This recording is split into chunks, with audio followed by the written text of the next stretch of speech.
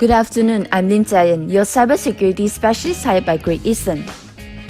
In the digital age, cybersecurity is important, that's why you have me. The guidelines that comprises Singapore's cybercrime and cybersecurity laws are found in CMCA, also known as Computer Misuse and Cybersecurity Act, Chapter 58. Today we are going to cover overview of CMCA, examples of scenarios, impacts of non-compliances and violations of CMCA. Let's take a look at the overview of CMCA. It was implemented since 1994. It had been frequently amended over the years. CMCA purpose was to keep pace as cybercrime evolved. Let's take a look at the examples of scenarios on hacking, identity theft, phishing, and malware infection. Let's take a look at hacking. Bob from Great Eastern, Alice as the customer. Alice is here to discuss an insurance policy with Bob. Suddenly, Bob needs to use the toilet. Alice utilizes this opportunity to hack into the laptop. Bob remembers he hasn't locked the laptop, so he rushes back. Alice gets caught, and Bob reports her to the security team.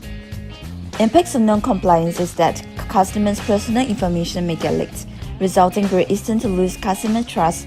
Employees may be unable to hit quota, causing morale to drop. It violates Section 3 of CMCA, fine of $5,000 and imprisonment of maximum 2 years. Let's take a look at the next scenario on phishing. Bob from Great Eastern. Bob is working as usual and suddenly he received an email from Alice. Good afternoon, Bob. Your company loan has been approved. Please submit the necessary details of a company in the attached document. Bob thinks that the email is legitimate and he replies to Alice. So he actually sends Alice the attached documents of the company details. So what actually it impacts of the non-compliance is that Great Eastern confidentiality may be leaked, resulting Great Eastern to lose investor trust and decrease in shares from Great Eastern. It violates Section 3 of CMCA, a fine of $5,000 and imprisonment of 10 years.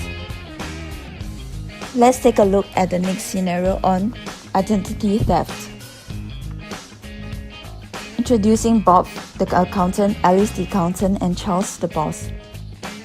Bob is the best employee, and Alice is jealous of Bob. Alice pretends to be Bob's best friend, and they share personal information between themselves. After Alice knows enough personal information of Bob, Alice decides to frame Bob.